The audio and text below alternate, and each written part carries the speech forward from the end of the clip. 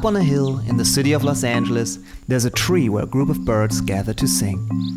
You can hear them singing every morning. They're a nice bunch of birds: Big Top Louie, Jay Morgenstern, Pibbs, the Sparrow Sisters, Renee Raven, and Ferguson and Thurber. The birds all love to sing. They don't necessarily sing the same song at the same time. Sometimes one sings and the others respond.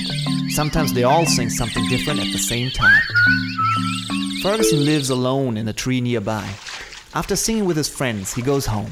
In the shower, he sings wildly and off-key. He knows his friends can't hear him, and he can experiment. He likes to carry on. After his shower, Ferguson usually makes his way to the Blueberry Cafe, where he enjoys breakfast with Thurber. The Blueberry Cafe is a favorite among birds. The blueberries found there are among the plumpest, juiciest berries around. Ferguson enjoys the blueberry pancakes, and Thurber has been known to sample something different every day. He certainly does not turn his nose up at the hot buttered blueberry scones. The two old friends can sit there and talk for hours. They talk about what interests them, which includes high flying, skydiving, building nests, and collecting seeds. Sometimes their friends show up. One morning, Big Top Louie bounced in and cackled, "Hey Ferguson, where are those red feather pants? I haven't seen you wearing them in ages. I really admire those red feather pants." Big Top Louie's own feathers are red. They all discussed the pants excitedly. They really were a fine pair of pants, everyone agreed. Ferguson loved the pants. Not only did they look great, they seemed to make him fly higher and faster. Ferguson could not remember what had happened to the pants. He definitely had not worn them for a long time, but he could not remember why. When Ferguson said goodbye to his friends, he was still thinking about the red feather pants. He decided he must go home and put them on at once. He hurried home. Once he was home, he began searching for the pants. The funny thing is, wherever he looked, he could not find them. He looked absolutely everywhere. The more he looked, the more bothered he became. "Oh, where could they have gone?" he cried. Could they have walked away? No, it could not be possible. They must be in the nest somewhere. Then he remembered that Thurber had borrowed the pants. He remembered Thurber borrowing the pants, but he could not remember Thurber returning the pants. Ferguson called Thurber and asked him if he had the pants. Thurber claimed he had brought the pants back, and that was the last he'd seen of them. "Oh well, look again, will you?" Ferguson said. "I'll look, but I don't think they're here, Ferguson," Thurber replied. When they had gotten off the phone, Ferguson went back to looking. He was a little miffed. He was now thinking that Thurber had lost the pants like he had once lost Ferguson's bowler hat. "That Thurber, he's always losing things," Ferguson said. That night in his nest, Ferguson could not sleep. All he could think of was the red feather pants. When, after much tossing and turning, he finally did fall asleep, he dreamt he saw Thurber wearing the pants. He was flying around and around, soaring higher and plummeting towards the ground. The pants had a tear in the seam, and as Thurber flew, feathers were flying off the pants in streams. Thurber was cackling wildly as the pants tore and frayed and lost their feathers. The next day, Ferguson and Thurber had words. Thurber had looked for the pants and could not find them. Ferguson grew angry. He thought that Thurber had lost the pants because he just didn't care. Ferguson demanded, "How dare you lose my pants, Pipsqueak?" Thurber replied, "I'm sorry, I just don't have them, you boring old busybody." For a long time, the two stood back to back, waiting for the other to apologize. Neither made a peep. They were both very mad. They were both miffed, bugged, addled, perturbed, aggravated, agitated, and just plain mad. Their feathers were ruffled. They both stood stewing, and finally, when they were both weary, they wandered off without looking back. Thurber flew to his favorite pole to sing, but when he got there, he didn't feel like singing. He stood quietly looking over the trees and rooftops, all the children playing, the dogs, cats, and other birds flying. He just didn't feel like singing.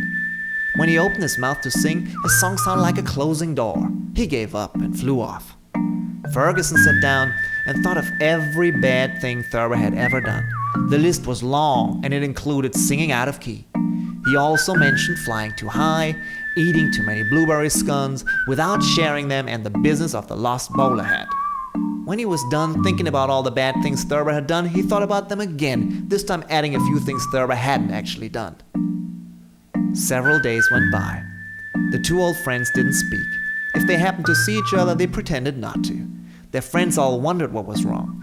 Ferguson tried to keep his mind off of Thurber and the lost pants. He took to reading the newspaper. Sometimes he stayed up late reading by lamplight. Days and then weeks went by. The two pals had gotten used to doing other things without the other. One night, when Ferguson sat down to read his paper, he turned on the light and something caught his eye. It was something red on the light. It had been there for a long time and he had never paid attention to it. It was something feathery. His heart began to thump. He knew what it was. It was the lampshade. Only it wasn't really a lampshade, it was a pair of pants he was using for a lampshade. It was the red feather pants. Thurber had returned them after all. Ferguson had put them on the lamp and forgotten about him. Now he was beginning to remember. The pants didn't fit him anymore. He had grown too big for the pants. He tried putting them on, but he couldn't even fit both legs in. Ferguson slumped into a chair, clutching the two small red feather pants. He felt terrible. Meanwhile, Thurber had been busy working. He was using feathers he had saved to make another pair of pants for Ferguson. This pair of feather pants was blue, and they looked magnificent. He was sure that once Ferguson saw these pants, he would forget all about those red pants and forgive him. He was almost finished. Ferguson did not know what to do. He had blamed his friend for losing the red pants that he himself had lost. He had made a terrible fuss, and now he and his friends were not even speaking.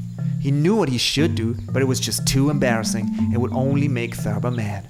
So he put the pants back on the lamp and sat down to read his newspaper as if none of this had ever happened. The next morning, Ferguson looked out and saw Thurber approaching. He was holding out a beautiful pair of blue feather pants. "I brought you these pants," Thurber said, "to replace the ones I lost." Ferguson took the pants and looked them over. They looked awfully good and just about the right size. He was totally flabbergasted. Ferguson began, "Thurber, you shouldn't have." "I wanted to," Thurber said. "Do you like them?" Ferguson tried them on and he did like them. They fit perfectly. He did quite a bit of hopping around in them and then he stopped. "Thurber, there's something I have to explain. It's about those red feather pants. You never lost them. You brought them back like you said you did. I lost them and now I found them. Here they are." Ferguson took the pants off the lampshade and gave them to Thurber. "I want you to have them." Thurber didn't know what to say. He was a little upset. He took the red feather pants and flung them to the ground. He walked over to the other side of the branch. He could see all their friends chattering, tittering, and singing in their favorite tree. He looked back at Ferguson, who was now holding out the red feather pants. "I'm sorry, Thurber. I made a mistake." Thurber took the red feather pants and put them on. Nothing had ever fit better. He took a few steps around, admiring how they looked and fit. "I like them," he said at last. Then the two friends, in their fine-fitting feather pants, flew off into the morning.